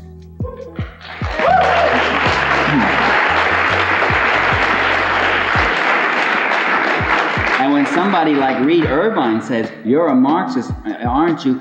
whose only intention is to give a buzzword which says this guy drinks the blood of capitalist children or something, then I'm going to say, "No, I'm not your label. I don't particularly want your label." That was why I deferred from label Marxist. And you see, there's something about saying Marxist when I write a book about the media. And you remember the point I made. I said, "Look, I wrote the book about the media. I don't know what Karl Marx has to say about 20th century U.S. media. I think he had very little to say because, he left early. But But there's been a lot of creative thought and scholarship in Marxist literature and whatever else, and I feel that it's like a scholasticist thing. Oh, you took your formula and you applied it here. I don't see these things that way because I'm a Marxist. It's the opposite. I started seeing these things, and then I began realizing that there was an analysis that had explanatory power for that.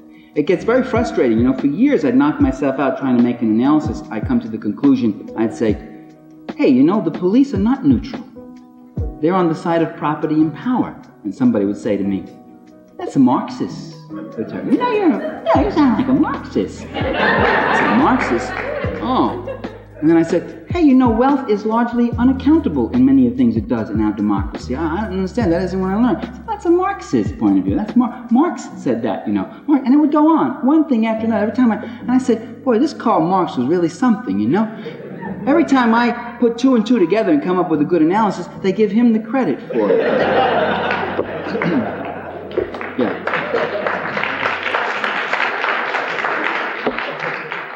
And just one more thing. You said Cuba was so great. Is it great for all countries? I didn't say Cuba was so great. I said that it was a very real improvement over what it had before, and that in some ways, comparing it even to a rich Western industrial capitalist society, it came off better, like in an area like healthcare. As far as homosexuals, the attitude in Cuba, I think people got it wrong. Here I'll quote Saul Landau, who knows probably more about Cuba than any other American I know. His argument is that the oppression of homosexuals is not something the Communist Party does, that if there wasn't the thin red line of the Communist Party in Cuba, most of those homosexuals would have had their brains beaten out. That the gay phobia, the homophobia, and the anti-gay attitudes are part of the Latino Cubano population, and that in fact there has been an attempt to change that, and the feeling is very strong about the maricon, all that sort of thing. And I was in Cuba. My only contact with gays was I walked along the street one day and met a gay guy who was obviously cruising and tried to hit on me, and I talked to him while I said goodbye, no thanks. And the other, but he was pretty upfront. He wasn't looking over his shoulder and saying, don't tell anybody, compañero, will you? Although it was rather late at night anyway. But the other contact was at the ballet, the Alicia Alonso, the National Ballet of Cuba. Half the audience were upfront gays. I mean, it was pretty evident. Half the audience were upfront gays. They lived. There is a gay community in Havana, a very real one. I think, though, gay life is restricted. It doesn't have the kind of cultural freedom that you have here.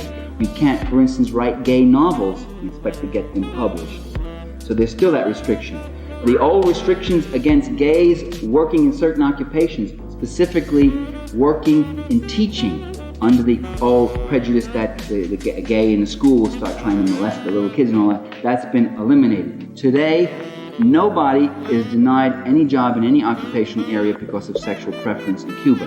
But there still is work to be done here. And I would say there are real criticisms you can make about that situation. But it's improved over the last 20 years.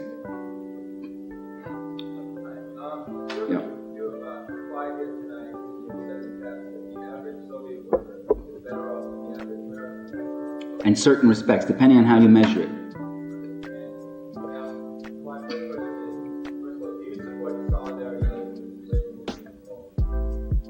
The solidarity labor movement in Poland doesn't exist anymore. It's been broken. I supported the very real and legitimate complaints that Solidarity made in Poland, which was that there was a Polish government that was corrupt, that it had drastically mismanaged things, that they'd gotten itself into a national debt which now called for cutback. Here's what the Polish government did. They said, we want to have major capitalization, industrialize. But we also want an increase in consumer goods and consumption. Now, how do you do both those things? How do you use your capital for capitalization and use it also for consumption, increasing consumption? Oh, they found a way. There were Western banks who would lend them the money. And somebody forgot to sit down with his calculator and see what does $1 million do at a certain percent interest over a certain number of years. You know what it does? It grows and grows and grows and grows. And suddenly when those notes came due, the Polish government turned around and said, oh, we goofed. In order to pay these notes, they have to do what all countries had to do under the IMF and the World Bank. The IMF, really. What the IMF does when the bucks are out there and you're not paying it, they introduce what's called a stabilization program, which means, very simply, you've got to cut back on consumption. Consume less for your workers, less social service, less that, so you have more money and more, give them less, more to export, more to earn, more to pay back our debt. So the government turned around to the workers right around Christmas time too and said, sorry, we're going to have to put a freeze on this, put a freeze on that, cut back on that, cut back on meat consumption, so forth and so on. And that was the straw that broke the camel's back. And the workers went out with a whole array of very real grievances. I also supported them in the subsequent months when the government did what often many vested governments do, or your average college dean, stall, not agree to the agreements and then not carry some of them out and all that sort of thing. I did not agree with Solidarity when Lech Wałęsa, who was after all a close associate of Jack Kurin of CORE, who himself is a right-winger, a close associate of Milczewski, who was head of the Confederation for an Independent Poland, who was an open fascist sympathizer, when Lech Wałęsa got up and said, and who, by the way, is an open admirer of Ronald Reagan. The Harvard International Review has an interview with him and say, what do you think? And Lech Wałęsa volunteers, Ronald Reagan is a great president. When he said we will be moving towards state power, I didn't support that move because I believe that the Solidarity leadership was anti-socialist, right-wing. I believe the kind of anarcho-syndical worker ownership they had about the factories was so half-baked that the economy would have been totally wrecked. They had no plans as to how that system would work. How would you get the steel to the shipyards? What if a factory decided to move into a new line? What do you do about the fact that some factories are far more productive than others? What do you do about social services? How do you reallocate the surplus value so that you can have services for people who can't work? All those questions were never dealt with by Solidarity, so that's my criticism of Solidarity. Yeah.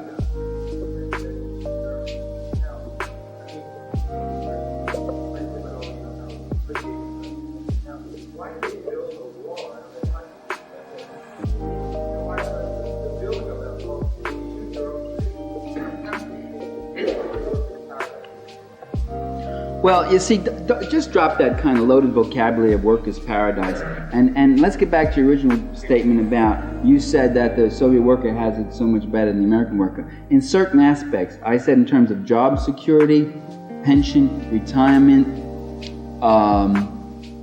protections against inflation, that sort of thing. If you want to measure it in terms of numbers of color television sets, even television sets now, 97% or whatever, very high, 90-something% of the people all have television sets. The only areas are certain remote parts of the country there's no television yet. But everybody's got television sets, so big deal.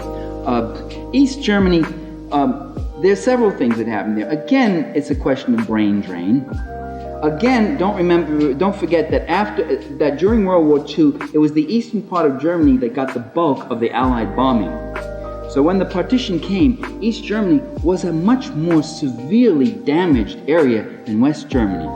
Don't forget also that the Soviets then made a strategic mistake. They started looking for reparations, and they stripped some of the heavy machinery from East Germany, whereas the West started pouring billions of dollars into West Germany. So there was a tremendous consumer prosperity in West Germany.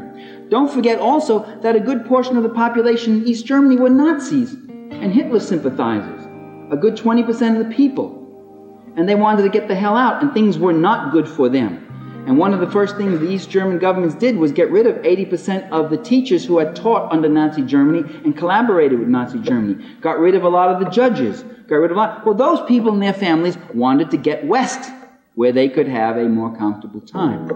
And then again, there's that hemorrhaging and brain drain, which the East Germans were not inclined to tolerate. And so they sealed their border, because that kind of migration would have seriously interfered with their economic development. Today, East Germany is about the 67th most powerful industrial country in the world. It's only got 18 million people in it, and very prosperous.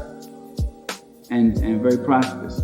All right, can we go on to the next person? I think you asked me a couple of questions that you see.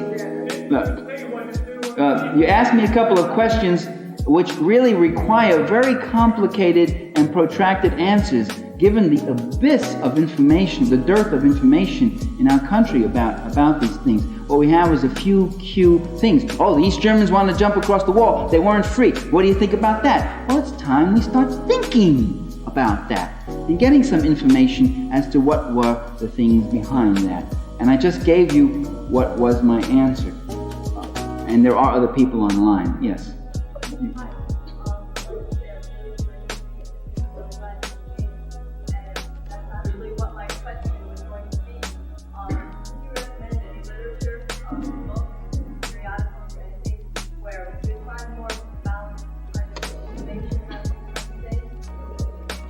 You could read Al Szymanski's book, Is the Red Flag Flying? Szymanski is spelled S-Z-Y-M-A-N-S-K-I or Y. I think it's Y.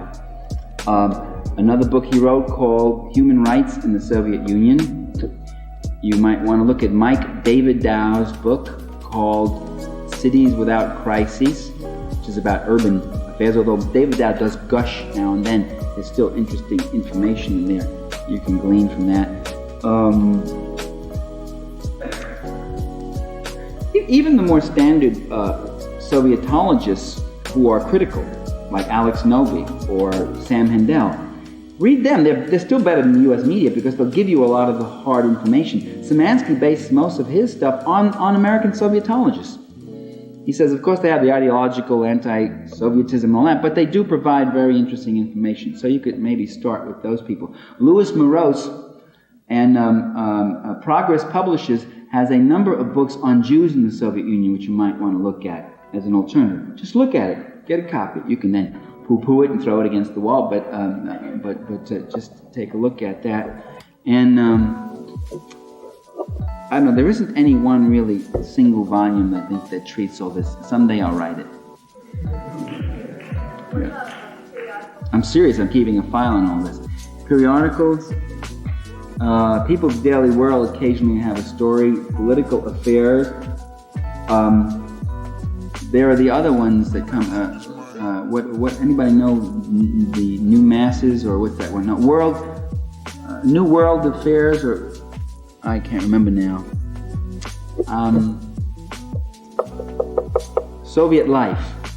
There's a publication you might want to look at. Soviet Life is a very beautiful layout too. You might want to look at that. If you want to get a different impression, as you begin to see they're real, like human beings living there and doing things and all that sort of thing. You might want to look at that. Okay. Yeah. You support the Soviet welfare state and its virtues, and then you come off and you say that our national debt is caused by our military, our defense spending. But how can you be so ignorant of the past 20 years of the rise of bureaucracy and the welfare state in America, which is really primarily the cause of our yearly deficit and our national debt? Well, I'm glad you're helping me in my ignorance, but my reading of the figures is that if you look at the budget, the payments for welfare are, if you eliminated all those payments, you would eliminate about 5% of the budget. So how could that explain the deficit of 220 billion? Welfare payments come to about $6-7 billion for aid to families with dependent children. In fact, it's been cut, and it's very insufficient for what exists.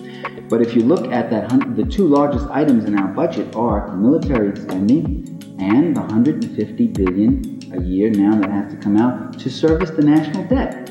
By the way, what is a national debt? It's money which the government owes. That means us, future taxpayers. That's how Reagan has floated this whole thing. He's taxing the future. He's taxing your future. It's money the government owes to financial houses, rich creditors, and banks when they buy up all these treasury bonds. And then the government has money to go on spending.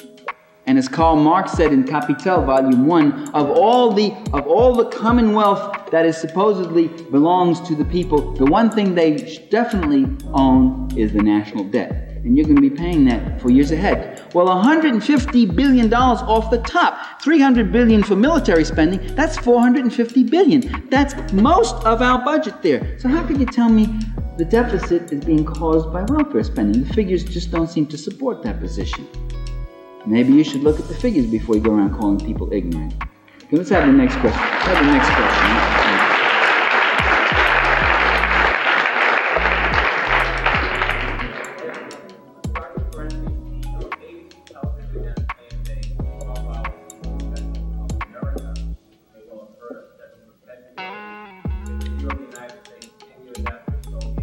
Take over, right, the Soviets. I was wondering if you could perhaps comment on that claim strategy you might recommend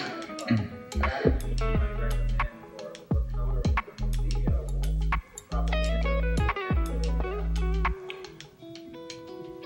Well, a very interesting development. I'll take the second question first. The Washington Post now comes out with a Washington Post magazine every Sunday. And the first couple of Sundays, it was kind of racist. I mean, it was crappy. There were things in there that did not sit right.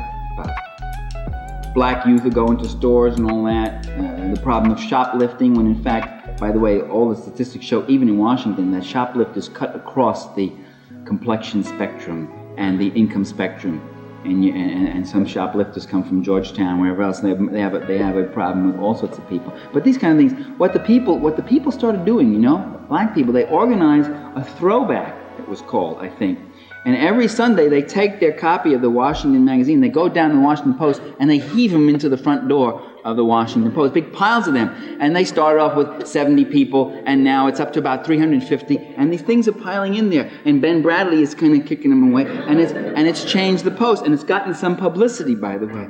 So maybe what we have to do is call back. I always say, call back, talk back, call into ABC, complain, write letters, say, what is this kind of crap? What are you doing? What is that supposed to accomplish? What kind of cheap, rotten sensationalism? As far as for the content of the program itself, I've seen it. It hasn't been shown yet, but I've seen it. It's called Red Dawn. It's called Invasion USA. It's called Rambo 4, 2, 3. I watched Red Dawn. I watched Invasion USA, and you see these Russians, Cubans. Invasion USA was interesting, kind of Arab, Cuban, Russians. They were a whole mixture of these guys, Gaddafi, Libyans. And they went, ha, ha, ha, and they were coming in, shooting people, turning the people against the police. And they were taking over the country. And nobody but Chuck Norris understood the situation. The State Department couldn't quite grasp it. The Pentagon couldn't quite know what was up. And Chuck Norris got up there with his 2 machine guns. He went, bada, bada, bada, bada, and he got a few vigilantes, and they started the confrontation. Right about the edge of Washington, near my neighborhood, they stopped them. I was relieved,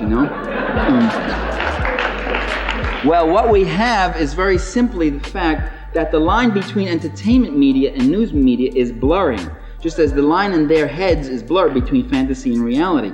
So they're trying to blur it for us, and so you get these kinds of pictures. That is part of a basic paradigm which has permeated the media for years. You can see it in the jungle movies. You can see it in the cowboy movies. You can see it in the science fiction movies. It is the paradigm, the model of the wagon circle. The wagon's circle. The fort. The camp. The city battled by the aliens from outside. Here, inside this wagon, are discernible human beings. Warm life. Mothers chucking their little ones under the chin, putting them to bed. Outside the periphery of the wagon circle are the screaming savages, who, for reasons not understood by anybody, are driven by one thing, which is a bloodlusting, to kill the human beings who are inside the camp, the city. The aliens from outer space, they can take all sorts of forms. In Invasion of the Body Snatchers, they came as pods, as vegetations that came into people's nostrils and turned them into zombies. What a movie. I cursed the person who dragged me there, and I had to sit through it because she had the car. They had the cars, a couple of them. You outvoted, so you sit through the thing. Or it could be Godzilla emerging from the ocean to impose his urban renewal project on downtown Tokyo. But in any case, there's this monster who just wants to come and kill and tear and attack us.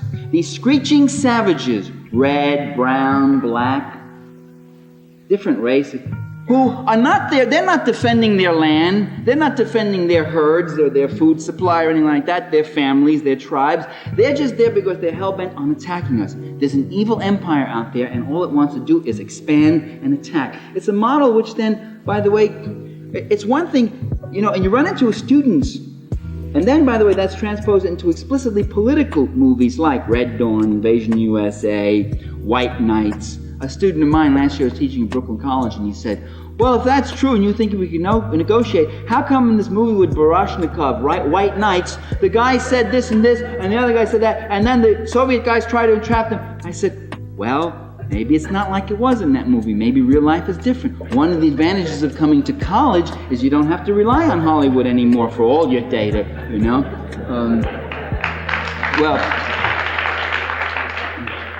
Now, it's one thing when a student believes it, but when the President of the United States believes it, when he comes out of Rambo 4 and says, now I know how to handle the Sandinistas. A joke, war's been declared, we bomb Russia in 5 minutes. Joke, My grandmother used to say, when a man for sure is telling the truth 3 times. One, when he speaks when he's drunk, when he's angry, or when he's joking. And then I always thought of Ronald Reagan, always thought of Grandma. When that was said. Well, that's the paradigm that supports U.S. foreign policy in that sense. I mean, that there's this evil empire that inexorably wants to expand. It's very functional, and that's why ABC is putting that movie on. And we should tell them to stop trashing our minds. Thank you. Let's get to the next person. This is going to be a hot one.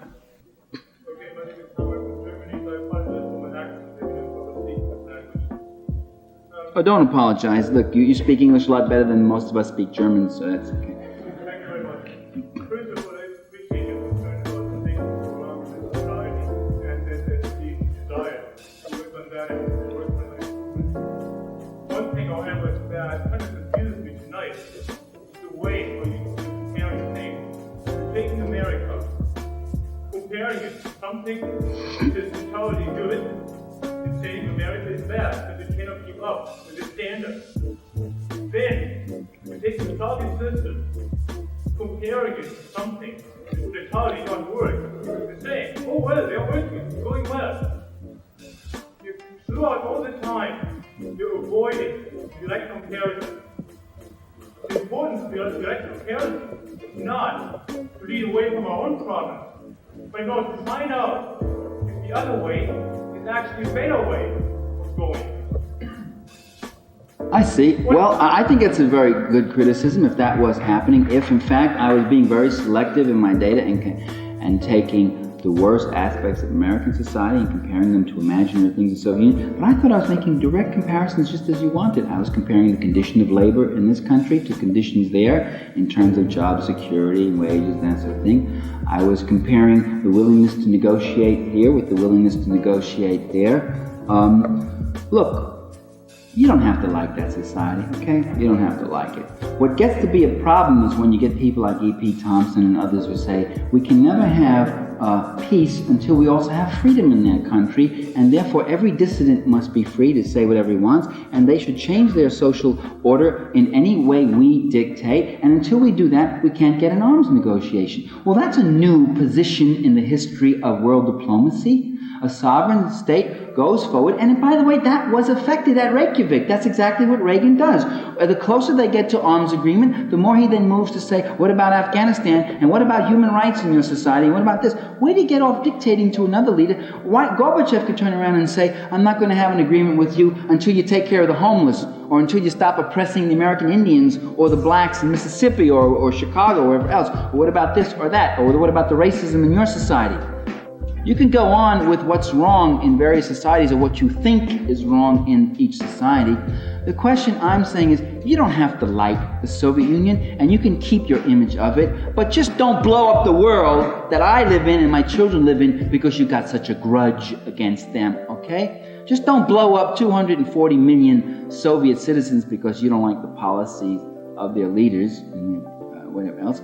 You talk to Soviet citizens, they seem to like their leaders, and not all of them. I don't know any country you can go to where you can find everybody who likes everything and everything and everything their leaders do. So that's all I'm saying. I don't really think I can say anything more about internal Soviet society. I do think, though, it's a blatant distortion when you say they're riddled with inflation when there ain't inflation, and I don't think it's unreasonable to point that out. I think it's a blatant distortion to say that they can't feed their people when they do feed their people, when it's one of the few, when you've got a country here where we don't feed hundreds of thousands, millions of people, where the Citizens Committee on Hunger and Malnutrition has come out and said malnutrition and hunger is back in the USA. You can go into neighborhoods in Detroit, in Mississippi, in Indiana. When I lived in Illinois, you can go to Carbondale, Illinois, in the richest farmland in the world, and you'll see kids, white kids, hungry, got nothing all week. What'd they have all week? Kool-Aid. You can see it in Amherst, I guess. And then that's all. The fastest social growing group in the United States are the poor. Since Reagan has come into office, they've gone from 24 million below the poverty level to 35 million. I don't think that's a selective or unfair comparison. And I don't think everything in America is bad. I think the struggles and the freedoms that we have fought for and have tried to maintain, which allow us to talk right here now without the goon squads coming in, as they would have done 100 years ago in this country if you had this kind of conversation. The constable probably would have locked that door, or the president of the university would have thrown us all out and not allowed the speech to go on. I think those are freedoms which we have won. And that's not something my country gave me. There's some mystical entity called my country that gave me those freedoms. Those freedoms were won through democratic struggle, through agitation, through demonstration, through the right to have the vote. Women were never given the vote. Women had to fight for 100 years and demonstrate, get garbage thrown at them and spit on and arrested and thrown into jail. Some of them died of pneumonia, force-fed in prison. They fought, they had to forcibly extract that democratic right. And labor was never given the right to collective bargaining, and working people were never given the right to vote. They had to fight for it and extract. And I think those things are terrific. And that's a part of America that we don't know enough about, that great democratic struggle. And that's got to go on and continue and advance. So I don't have a totally negative view toward America. I have a totally negative view toward America only if you confuse America with Ronald Reagan, as he tries to do. Let me go on to the next person. There's a long line. I think we have to stop anyway. Wait a second. Hang on. What's this? Well, I got lunch. Excuse me. What is, yeah. Eat if you want to. What is it? It's chocolate chip cookies. I can't eat that now. What is this? Oh, good.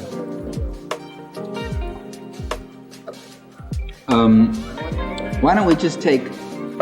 I know, I'm sorry. I hate to push you on, but if there's a long line, why don't we just take a couple more questions? Could I ask people to just sit down, because it's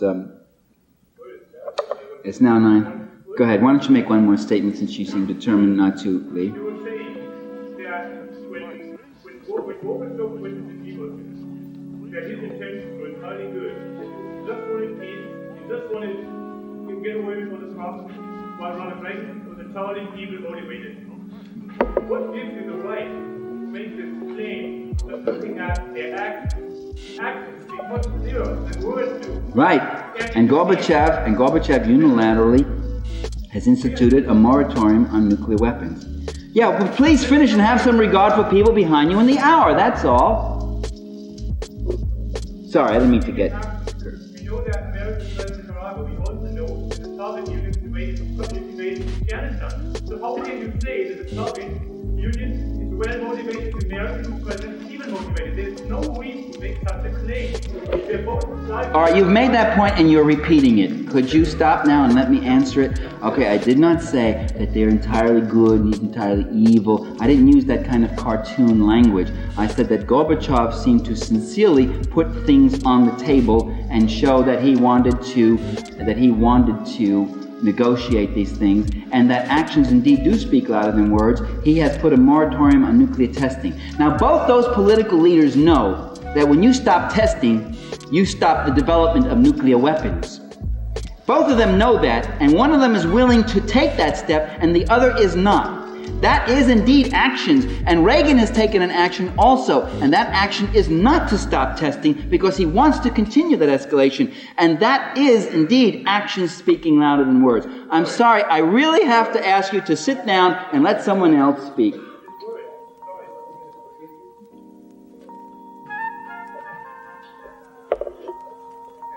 My question has to do with the existence. Listen, you had a lot of time to do that. You better be quick.